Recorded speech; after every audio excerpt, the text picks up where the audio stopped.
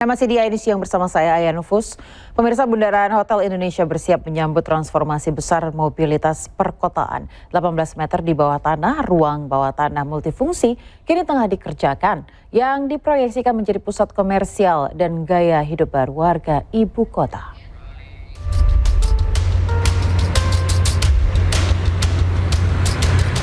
Kawasan Bundaran Hotel Indonesia merupakan salah satu pusat keramaian dan beragam aktivitas warga di Jakarta. Selain pusat perbelanjaan, di sekitar Bundaran HI juga banyak gedung perkantoran. Tiap harinya, pergerakan orang menggunakan transportasi umum cukup ramai. Melihat hal ini, MRT Jakarta melalui anak perusahaannya PT Integrasi Transit Jakarta kini tengah membangun perluasan ruang bawah tanah yang didesain terintegrasi dengan kawasan sekitar dan gedung perkantoran atau pusat perbelanjaan. Konsep ini merupakan bagian penting dari pengembangan transit-oriented development. Nantinya, ruang bawah tanah ini akan menjadi jembatan penghubung dari stasiun MRT Bundaran HI ke berbagai bangunan komersial, gedung perkantoran, atau fasilitas publik di sekitarnya tanpa harus naik ke jalan raya. Selain itu, area ini juga menjadi terowongan pejalan kaki yang aman, luas, dan nyaman dengan terlindung dari cuaca dan lalu lalang kendaraan. Secara urban design, ini juga akan mendorong penggunaan yang lebih masif dan crossing yang bisa mengurangi kepadatan perlintasan sebidang orang-orang yang melintas di jalan raya gitu ya. Jadi kita harapkan bahwa ini akan menjadi center hub baru nanti di Bundaran HI dan akan membantu ya orang-orang untuk melintasi sisi barat ke sisi timur. Tidak hanya untuk pergerakan penumpang MRT, Extended Concourse juga menjadi ruang publik atau komersial yang menghidupkan suasana stasiun dan memudahkan mobilitas. Warga dan pengguna transportasi umum menyambut baik pembangunan Extended Concourse ini yang akan memudahkan perjalanan mereka. Terbantu sih Kak, apalagi sekarang kan kita cuaca nggak tahu ya, nggak nentu. Mungkin kalau misalnya hujan atau panas aku bisa lewat bawah tanah. Membantu banget.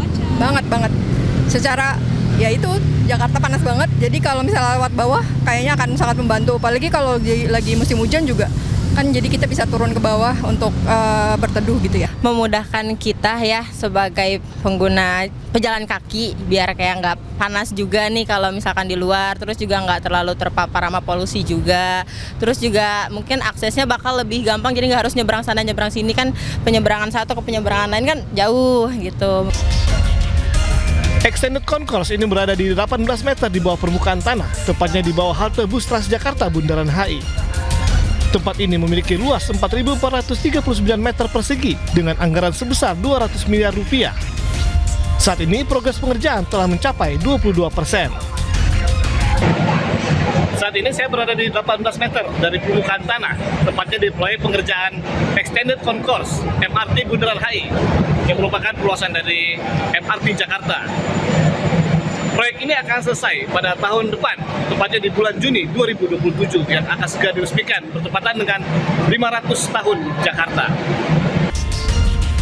Secara keseluruhan, keberadaan Extended Concourse ini merupakan wujud nyata modernisasi infrastruktur perkotaan Jakarta yang tidak hanya berfokus pada transportasi massal, tapi juga kenyamanan dan keselamatan pejalan kaki. Dari Jakarta, Chandra Bramandika, iNews melaporkan.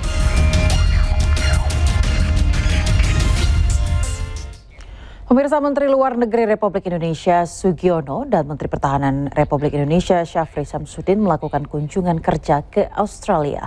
Langkah ini untuk memperkokoh kemitraan bilateral Indonesia dengan kedua negara tetangga di kawasan Pasifik. Pertemuan 2+2 dengan Menlu Australia Penny Wong dan Menhan Australia Richard Marles diadakan di Commonwealth Parliamentary Office di Melbourne, Australia.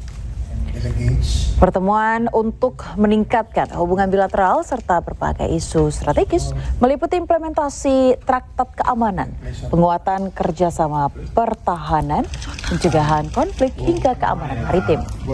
Kedua pihak juga membahas ketahanan ekonomi serta keandalan rantai pasok kawasan. Finally, can I just pass on my condolences, or our condolences, I should say, for the earthquake that has occurred in Flores Islands, as well as the bushfires that are occurring in Kalimantan. We know that as sadly as a region which is prone to natural disasters, and we are very mindful of what's occurred there, and our Selain itu pemirsa, Menlu Australia juga menyambut baik kerjasama Jakarta Treaty dan akan terus memperkuat fondasi yang telah dibangun antara Indonesia dan Australia. To say that we do see the Jakarta Treaty as not just a new chapter but a new level in our relationship. But we are also very mindful of the message from the Welcome to Country today, that when we come to this meeting we should come with respect, wisdom and with an eye to the next generation. So to say to you, we see the Jakarta Treaty as something we will continue to build on for the next generation of Indonesian and Australian leaders, because ultimately Australia understands absolutely that our security and our stability and our prosperity starts in our region, and there is no country more important to that than Indonesia. Pemirsa, data semraut bikin warga sengsara. Di Kulon Progo, Yogyakarta, seorang tukang becak terancam kehilangan bansos gara-gara terdata masuk desil 9 kategori orang kaya. Dan pemirsa, informasi ini sekaligus menutup iNews siang hari ini. Temukan informasi-informasi terbaru lainnya di www.inews.id dan cuplikan tayangan berita iNews dapat Anda saksikan di kanal YouTube @officialinews.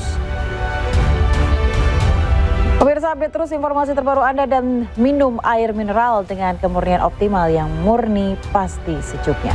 Saya Aya Nufus, pamit undur diri. Terima kasih, selamat beraktivitas dan sampai jumpa.